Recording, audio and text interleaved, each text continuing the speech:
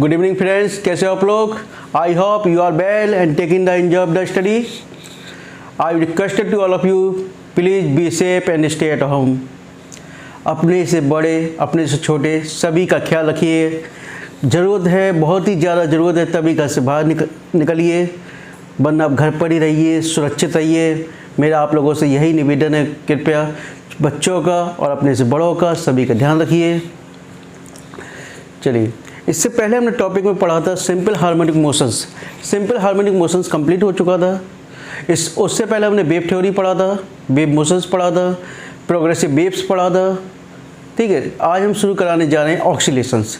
ऑक्सीलेशंस में कुछ ज़्यादा लंबा चौड़ा टॉपिक नहीं है.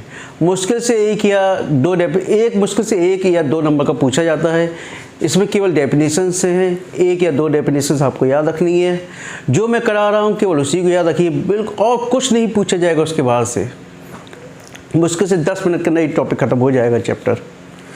ठीक है, शुरू कराते हैं ऑक्सीलेशंस. दोलन या ऑक्सीलेशंस या वाइब्रेशंस. ठीक है, वाइब्रेशंस. देखिए, इसमें पहला टॉपिक आता है फ्री वाइब्रेशंस. फ्री वाइब्रेशंस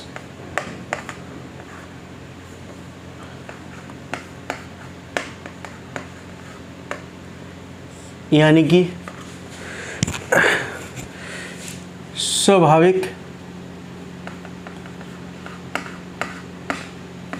स्वाभाविक या स्वतंत्र कंपन. ठीक है,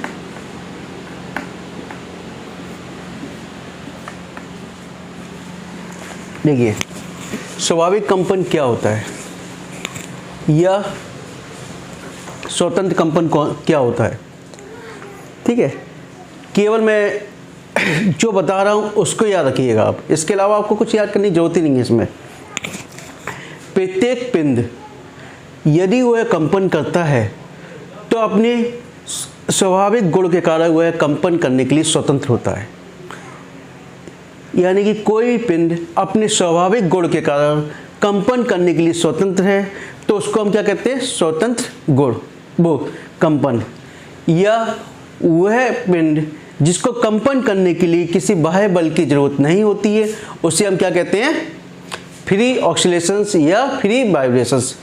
आगे डेफिनेशन, यानी कोई भी पिंड जो कंपन कर सकता है उसको बिना किसी बाह्य बल के अपने स्वतंत्र रूप से कंपन करता है तो वह क्या कहलाता है? स्वतंत्र कंपन है.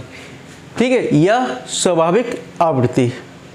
कोई भी पिंड जब अपनी स्वाभाविक आवृत्ति के साथ कंपन करता है तो उसे क्या कहते हैं? हम स्वतंत्र कंपन कहते हैं. कितनी डेफिनेशन हो गई? देखिए, कोई भी पिंड जिसको कंपन करने के लिए किसी बाह्य बल की जरूरत नहीं होती है वह क्या कहलाता है? स्वतंत्र कंपन कहलाता है. पहला ही डेफिनेशन यही हो गई. दूसरी देख लो, कोई पिंड जो अपनी स्वाभाविक आवृत्ति के अंतर्गत कंपन करता है वो क्या कहलाता है? फ्री ऑक्सीलेशन कहलाता है. ठीक है, हो गई डेफिनेशंस. ठीक है, एग्जाम्पल लिख लो. माना कोई लोलक है, ठीक है, उसको साम स्थिति से, देखिए आप जानती हो लोलक होता है. कल इससे लास्ट लेक्चर हमने पढ़ा था ना, क्या पढ़ा था? सिंपल पेंडुलम के बारे में पढ़ा था हमने. तो इस तरीके से ये, ठीक है, इसको मैं साम स्थिति से थोड़ा विस्थापित करके छोड़ देता हूँ. साम स्थिति ये, इससे थोड़ा विस्थापित करके मैंने छोड़ा तो क्या आप देखोगे इस तरीके से ये वाइब्रेट करेगा. यानी कि इसके अतिरिक्त मुझे किसी बाह्य बल की जरूरत नहीं पड़ रही इसकी. यानी कि इसको कंपन करने के लिए किसी बाह्य बल की जरूरत नहीं पड़ रही, ये अपनी स्वाभाविक आवृत्ति से कंपन कर रहा है. समझ में आ गया? ठीक है, यह कंपन किसके ऊपर डिपेंड करता है? यह कंपन उसकी लंबाई के ऊपर, स्वाभाविक आवृत्ति के अंतर्गत जो कंपन डिपेंड करेगा उस एलिमेंट या उस कण की प्रकृति के ऊपर, यानी कि उसकी लंबाई के ऊपर, उसकी डेंसिटी के ऊपर, उसकी प्रत्यास्थता के ऊपर, यानी कि उसके निजी प्रॉपर्टीज के ऊपर डिपेंड करेगा। इतना आगे समझ में? यानी कि उसकी निजी प्रॉपर्टी जो भी है उसके ऊपर डिपेंड करेगा, ना कि किसी एक्सटर्नल प्रॉपर्टीज के ऊपर। ठीक है, सरल लोलक का एग्जाम्पल लिया आपने, तो सरल लोलक में आपने क्या किया, आप जानते हो वो किसके ऊपर, जो फ्रीक्वेंसी उसकी किसके ऊपर डिपेंड करेगी, उसकी लेंथ के ऊपर डिपेंड करेगी। किसके ऊपर? लेंथ के ऊपर, लंबाई के ऊपर। जो सरल लोलक है उसकी वाइब्रेशंस है वो किसके ऊपर डिपेंड करेगा आपका, उसकी सरल लोलक की लेंथ के ऊपर। इतना आ गया। दूसरा एग्जाम्पल देख लेते हैं हम। आप लोग गिटार का यूज करते हो ना, गिटार देखते हो, गिटार बोलते हैं, सितारा बोलते हैं इसको हम, जिसमें तार होता है, तार को पकड़ के खींच देते हैं ऊपर क्यों, ठीक है, पकड़ के खींच दिया हमने, पकड़ के खींचने के बाद वो वाइब्रेट करती रहती है। जो वायर लगा होता है वो क्या करता है, वाइब्रेट करता रहता है। वाइब्रेट कब तक करता रहेगा, थोड़ी देर तो करेगा। वो किसके ऊपर डिपेंड करेगा, उस वायर की लेंथ के ऊपर, दूसरी उसके ऊपर जो टेंशन लगाया गया इसके ऊपर, और उसकी इलास्टिसिटी के ऊपर। ठीक है, माना कोई सितार बोलते हैं या गिटार बोलते हैं, उसमें जब वायर लगा होता है, शायद सितार के ऊपर होता है, तो उसको वायर लगा, उसको पकड़ खींचते हैं हम तो वाइब्रेट करने लगता है वायर। वाइब्रेट कब तक, वाइब्रेट किसके ऊपर डिपेंड करता है, उसके लेंथ के ऊपर वायर की, या उसके ऊपर लगे टेंशन के ऊपर डिपेंड करता है। ठीक है, ये चीज़ समझ में आ गई। फ्री वाइब्रेशंस लिखना चाहो बड़े आराम से लिख दो, मैंने बड़े आसानी शब्दों में आपको रिपीट कराया है। ठीक है, दूसरा अवमंदक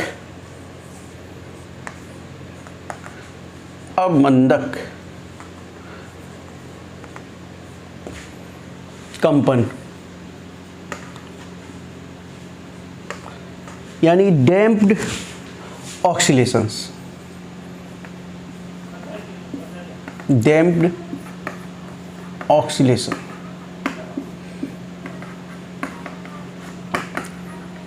ठीक है, डैम्प्ड ऑक्सीलेशंस क्या होता है, जब कोई भी पिंड या कण कंपन करता है, चाहे वह वायु में कर रहा हो या किसी अन्य मीडियम में कर रहा हो, यानी कोई भी पिंड जो कंपन कर रहा हो, चाहे वह वायु में हो या किसी अन्य माध्यम में, यदि उसके मार्ग में कोई ना कोई अवरोधक आएगा, यदि उसके मार्ग में कोई ना कोई अवरोधक आएगा, तो जो कंपन कर रहा है तो उसकी ऊर्जा का क्या होगा, क्षय होगा, यानी ऊर्जा का कुछ ना कुछ लॉस होगा, जिसके कारण उसकी कंपन करने की गति कम हो जाएगी और अंत में वह जल्दी रुक जाएगा। तो इस प्रकार के कंपन को क्या कहते हैं, अवमंदक कंपन। यानी कि कोई भी पिंड यदि चाहे वह वायु में या किसी माध्यम में कंपन कर रहा है, उसके मार्ग में कोई अवरोधक आ जाता है, तो उस पिंड की ऊर्जा का कुछ क्षय होगा, जिसके कारण उसके कंपनों की गति में कमी आएगी और अंत में वह रुक जाएगा। इस प्रकार के कंपन को हम क्या कहते हैं, अवमंदक कंपन। एक सिंपल सा एग्जाम्पल लेता हूं, बहुत आसान है। सरल लोलक का आपने एग्जाम्पल ले लिया, ठीक है, एक कंपन कर रहा है, ठीक है, लेकिन यहां वायु का तेज झोंका आ गया। क्या आया, वायु का तेज झोंका आया। जब तेज झोंका आएगा तो ये क्या, इसकी अपोजिट डायरेक्शन में प्रेस करेगा, जिसके कारण इसकी कुछ ना कुछ जो जिस ऊर्जा के साथ ये इस डायरेक्शन जा रहा था, उसकी ऊर्जा में कुछ ना कुछ कमी आएगी ना, और जो कंपन की संख्या उसमें कमी आ जाएगी, जिस कारण, तो इस प्रकार के कंपन को हम क्या कहते हैं, अवमंदक कंपन कहते हैं। थर्ड पॉइंट, मेंटेन्ड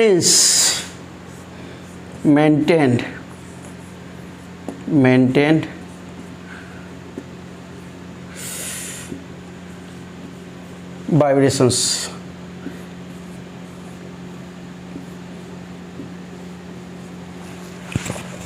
इसको बोलते हैं पोषित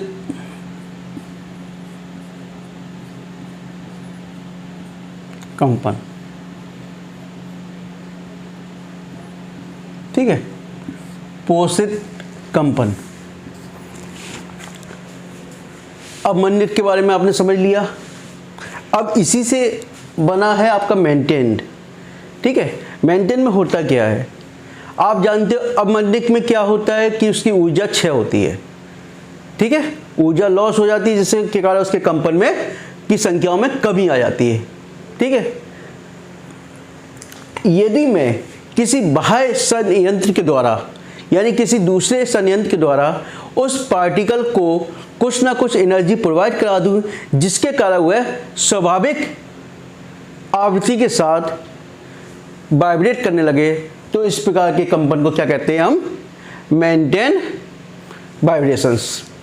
यानी कि किसी बाह्य संयंत्र के द्वारा जब अवमंदित करते हुए कंपन को अवमंदित कंपन करते हुए किसी पिंड को ऊर्जा प्राप्त करा दी जाती है, जिसके कारण वह अपनी स्वाभाविक आवृत्ति से क्या करने लगता है? कंपन करने लगता है।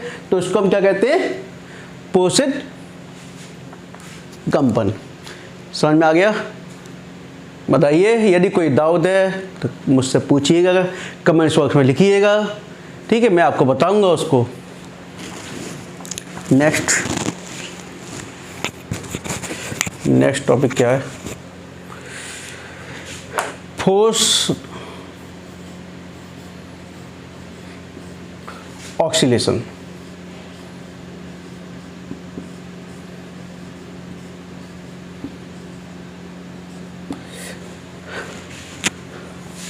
इसको बोलते हैं पेरिनोदित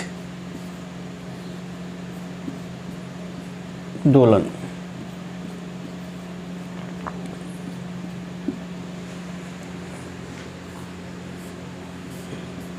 देखो, समझ लो, पहले समझ लो। टेस्ट इसको ऊपर वाले को मिटा ले रहा हूं। ठीक है,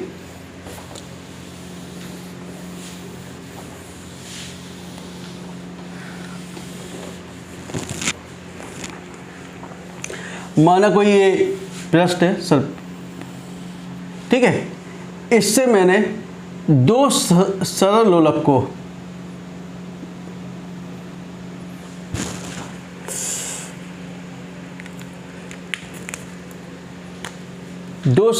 को लटका दिया। ठीक है,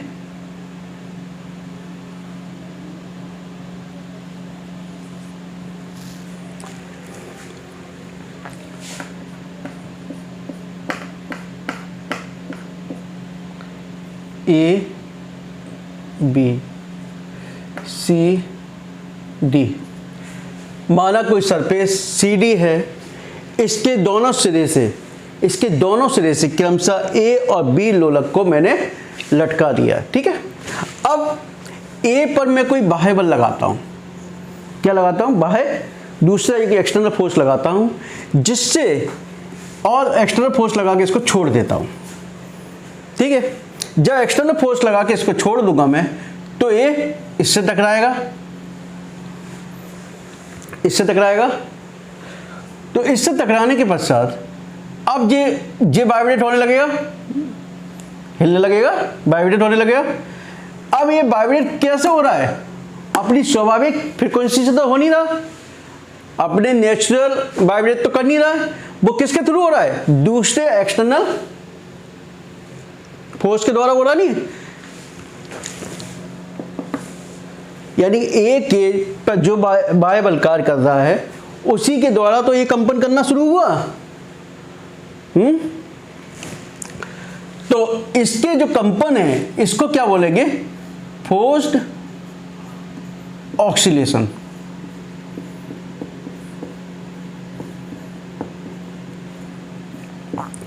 ठीक है, तो इसकी डेफिनेशन क्या हो गई? सिंपल, जब कोई पिंड किसी बाह्य बल की आवृत्ति से कंपन करने लगता है, तो वह क्या कहलाता है? पेरिनोदित दोलन। जब कोई पिंड बाह्य बल की आवृत्ति के अंतर्गत कंपन करने लगता है, तो उसको हम क्या कहते हैं? प्रणोदित दोलन कहते हैं। समझ में आ गया इतना? नेक्स्ट, ठीक है, एग्जाम पे समझ गए ना? ठीक है, अब जो क्वेश्चंस जो बनता है आपका, वो बनता है अनुनाद, रिजोनेंस, रिजोनेंस,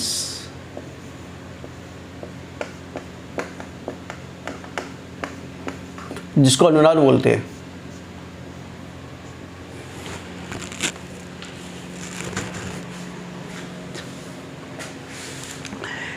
सिंपली सी डेफिनेशन है, जब किसी बाह्य बल आवर्त की आवृत्ति उसकी स्वाभाविक आवृत्ति के बराबर हो जाती है, ठीक है, तो क्या कहलाता है? अनुनाद कहलाता है। जब किसी पिंड पे कार्य करने वाली बाह्य बल की आवृत्ति, बाह्य आवर्त बल की आवृत्ति उसकी स्वाभाविक आवृत्ति के बराबर हो जाती है, तो उसको हम क्या कहते हैं? रिजोनेंस कहते हैं। सिंपल सी डेफिनेशन देखो, जब किसी पिंड पर कार्य करने वाली बाह्य आवर्त बल की आवृत्ति उस पिंड की स्वाभाविक आवृत्ति के बराबर हो जाती है, तो उस स्थिति को क्या कहते हैं? रिजोनेंस कहते हैं, अनुनाद कहते हैं। हमेशा याद रखिए, जब बाह्य बल की आवृत्ति उसकी स्वाभाविक आवृत्ति के बराबर हो जाएगी, तो उसके विस्थापन में वृद्धि यानी कि आयाम में वृद्धि होगी, और अधिकतम विस्थापन को ही आयाम कहते हैं, याद रखना। यानी जब बाह्य बल की आवृत्ति उसकी निजी आवृत्ति के बराबर, स्वाभाविक आवृत्ति के बराबर हो जाती है, तो उसके विस्थापन में वृद्धि हो जाती है या उसके आयाम में वृद्धि हो जाती है। उस स्थिति को क्या कहते हैं? अनुनाद कहते हैं। देखो कैसे,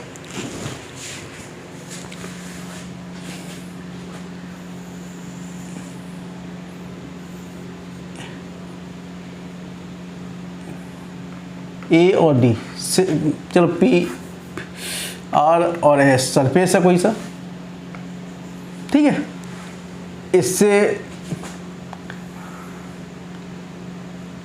4 लोलक ए बी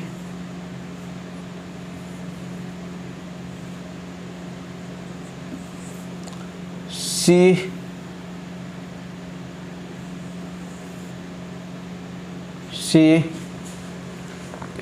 सी बराबर स्थिति बनेगा, सी और डी। माना आर और एस कोई सरफेस है, आर और एस कोई सरफेस है, ठीक है। इस पर क्रम से मैंने 4 सिंपल पेंडुलम लटका दिए। कितने? 4। ए बी सी डी, ए और सी बराबर लंबाई के हैं। कैसे हैं? बराबर लंबाई की हैं। और बी लंबाई में बड़ा है, जबकि डी सबसे छोटा है। याद रखिए, 4 मैंने पेंडुलम लटका दिए हैं, जिसमें ए और सी बराबर के हैं, बी सबसे बड़ा है और डी सबसे छोटा है, ठीक है।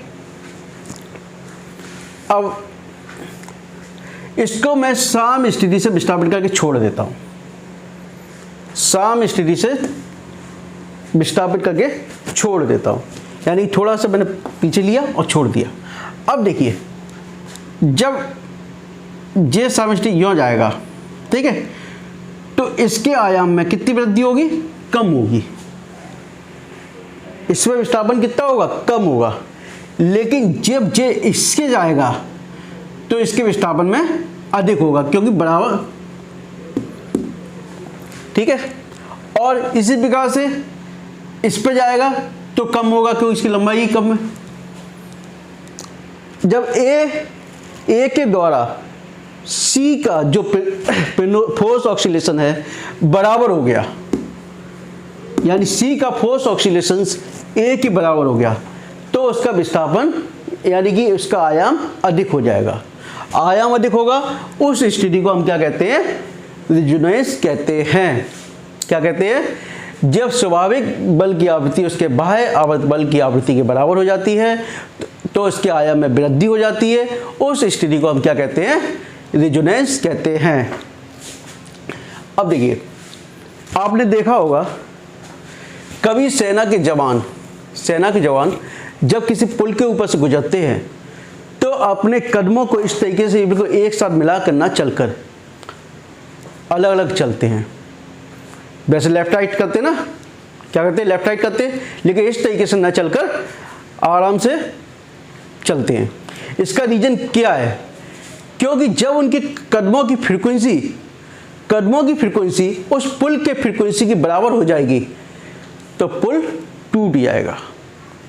क्यों टूटेगा? क्योंकि उसके आयाम में वृद्धि होगी, और वृद्धि को आयाम में वृद्धि मतलब उसके विस्थापन में वृद्धि, यानी कि इंक्रीमेंट इन द डिस्प्लेसमेंट। तो विस्थापन में वृद्धि होगी तो पुल फैलेगा, जिसके कारण वह टूटेगा। समझ में आ गया? चलिए और दूसरा देख। इसी प्रकार से रेल के पहिए जब पटरी से गुजरते हैं या किसी पुल से गुजरते हैं, किसी पुल से गुजरते हैं, तो उन पहियों की आवृत्ति और उस पुल की आवृत्ति अलग अलग रहती है। यदि दोनों की आवृत्ति एक हो जाएगी तो उसके आयाम में वृद्धि हो जाएगी, आयाम में वृद्धि होगी तो वो वहाँ भी कुछ दुर्घटना घटित होगी। ठीक है, इस यूनिट के अंतर्गत आपका यही था चैप्टर में, और इसके अलावा कुछ नहीं था।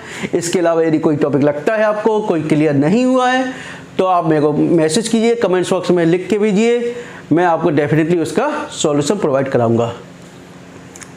हाँ, लेकिन first I request to all of you, please subscribe my channel. आप लोगों सभी से मेरी रिक्वेस्ट है, मेरे चैनल को सब्सक्राइब कीजिए और अधिक से अधिक दोस्तों को शेयर कीजिए।